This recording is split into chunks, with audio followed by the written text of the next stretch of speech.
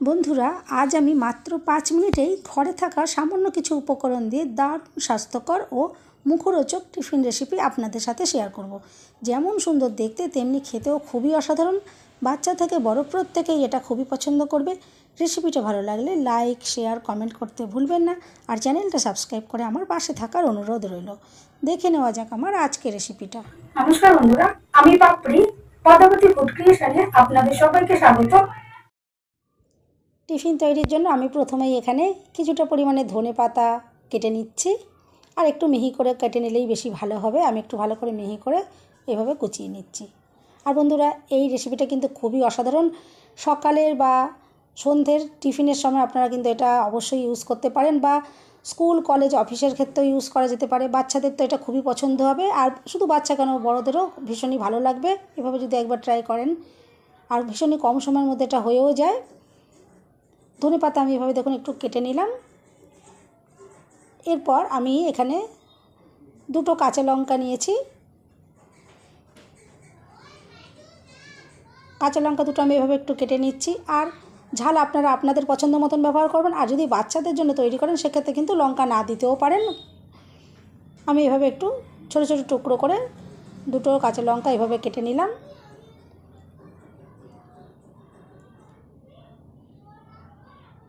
আর এখানে আমি একটা পেঁয়াজ নিয়ে নিয়েছি। পেঁয়াজটাও আমি এভাবে একটু খুবই ছোটো ছোটো টুকরো করে কেটে নেব। আপনারা চাইলে কিন্তু দুটো পেঁয়াজও ইউজ করতে পারেন, সেক্ষেত্রে কিন্তু অসুবিধা নেই, ভালোই হবে।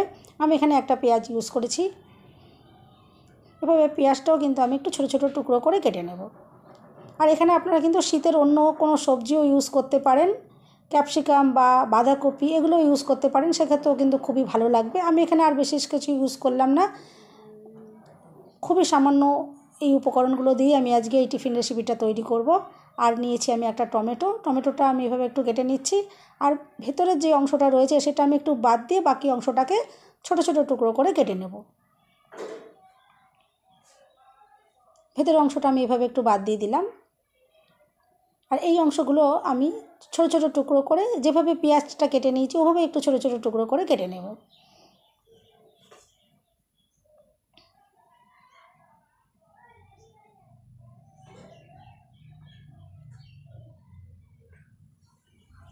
এভাবে আমি একটু কেটে নিচ্ছি।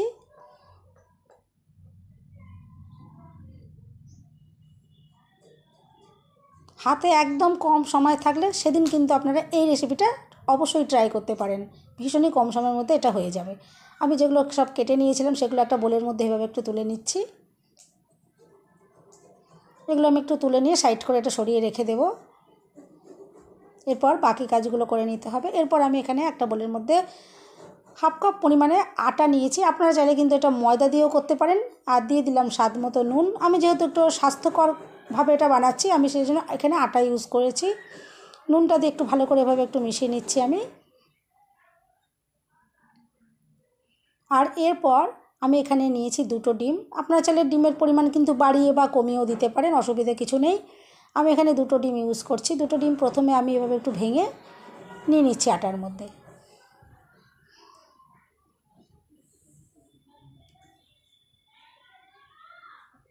আর এরপরে একটু অল্প পরিমাণে আমি এখানে জল দিয়ে দিচ্ছি। আর এবার ভালো করে একটু মিশিয়ে নিতে হবে। আর এভাবে ভালো করে আমি মিশিয়ে নেব, যাতে কোথাও আটা দলা পাকিয়ে না থাকে সেই দিকে একটু খেয়াল রেখে একটু ভালো করে মিশিয়ে নিতে হবে।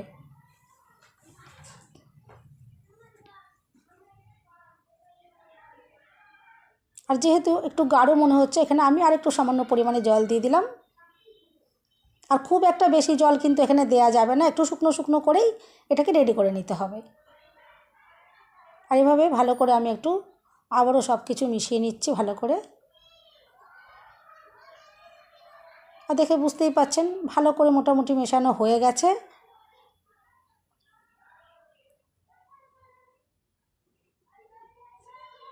কোথাও আটা দলা পাকিয়ে নেই, ভালোভাবেই মিশে গেছে।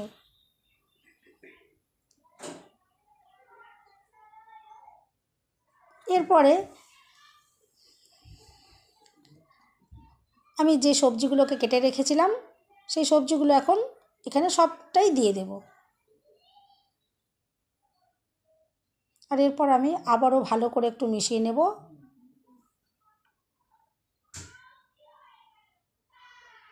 আর ঘনত্বটা দেখে আপনারা বুঝতেই পাচ্ছেন এখানে আমি কীরকম ঘনত্বের এটা রেডি করেছি। ঠিক এরকম রেখেই রেডি করতে হবে, খুব একটা কিন্তু পাতলা করে ফেলা যাবে না।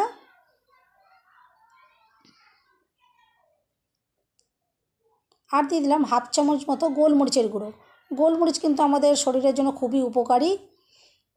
এখানে আমি হাফ চামচ পরিমাণ গোলমরিচ ইউজ করলাম। তবে বাচ্চাদের জন্য যদি তৈরি করেন একটু বুঝে আপনারা তৈরি করবেন, কারণ গোলমরিচ যেহেতু ঝাল লাগে। এরপর আমি গ্যাস জ্বালিয়ে একটা ফ্রাইং প্যান বসিয়ে দিচ্ছি, আর এখানে দিয়ে দিলাম অল্প পরিমাণে একটু সাদা তেল। আপনারা চাইলে কিন্তু বাটার দিয়েও এটা রেডি করতে পারেন, সেক্ষেত্রে কিন্তু আরও বেশি টেস্টি তৈরি হবে। আমি এখানে সাদা তেলই ইউজ করলাম। আর এরপর রেডি করে রাখা যে মিশ্রণটা আমি ফ্রাইং প্যানে এভাবে দিয়ে দিচ্ছি।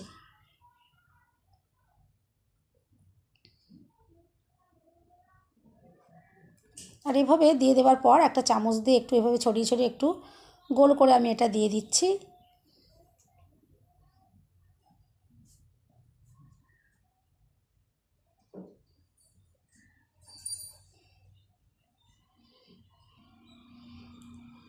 এভাবে ভালো করে আমি একটু ছড়িয়ে ছড়িয়ে দিয়ে দিলাম। আর এরপর ওপর থেকে আমি একটা চাপা দিয়ে দেবো, আর গ্যাসের ফ্লেমে একটু লোতে রেখে আমি মিনিট খানেক এভাবে একটু ভালো করে রেডি করে নেব।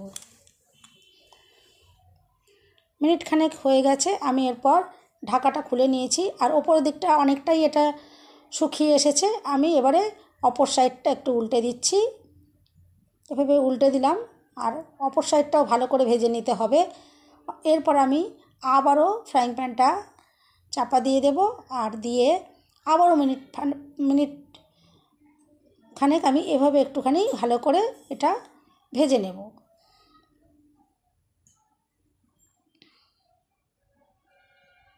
আর বন্ধুরা, রেসিপিটা যদি ভালো লাগে অবশ্যই কিন্তু লাইক, শেয়ার, কমেন্ট করতে ভুলবেন না। আর চ্যানেলটা সাবস্ক্রাইব করে অল নোটিফিকেশান অন করে রাখবেন, যাতে আমি যখনই নতুন ভিডিও আপলোড করব সঙ্গে সঙ্গে নোটিফিকেশান সবার আগে আপনি পেয়ে যাবেন।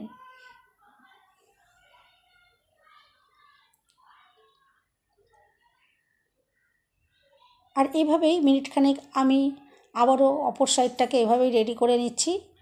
আর গ্যাসের ফ্লেম কিন্তু কোনো মতেই বাড়িয়ে দেওয়া যাবে না, কারণ বাড়িয়ে দিলে পরে ওপর থেকে কালার চলে আসবে আর ভেতর থেকে কাঁচা থেকে যাবে, সেক্ষেত্রে কিন্তু রেসিপিটা একদমই ভালো লাগবে না। সেই জন্য গ্যাসের ফ্লেমটা লোতে রেখে এভাবে একটু ভালো করে ভেজে নিতে হবে।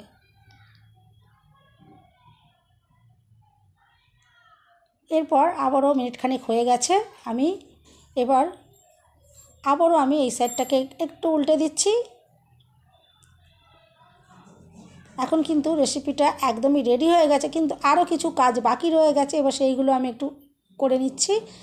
এরপর আমি এখানে একটা গ্রেটার নিয়ে নিয়েছি, আর একটা ছোট যে কিউব হয় চিজ আমি এখানে নিয়ে নিয়েছি। সেটা দেখুন একটু গ্রেটার দিয়ে এভাবে ওপর থেকে যাতে চারিদিকে সমানভাবে ছড়িয়ে পড়ে, ঠিক সেভাবে করে একটু চিজটা আমি গ্রেট করে দিয়ে দিচ্ছি। এতে কিন্তু খুবই টেস্টি তৈরি হবে। আর বাচ্চারা কিন্তু চিজ খেতে ভীষণই ভালোবাসে, বাচ্চাদের কিন্তু এটা খুবই পছন্দ হবে।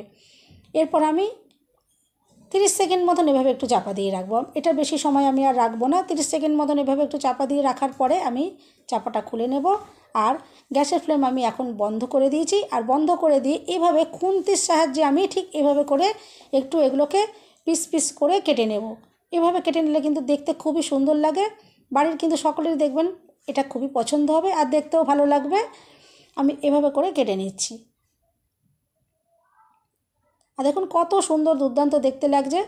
অবশ্যই বাড়িতে আপনারা এভাবে একবার ট্রাই করবেন, দেখবেন ভীষণই ভালো লাগবে। সবাই সুস্থ থাকবেন, ভালো থাকবেন। দেখা হবে নেক্সট ভিডিওতে। ভিডিওটা শেষ পর্যন্ত দেখার জন্য সবাইকে রইল অসংখ্য অসংখ্য ধন্যবাদ।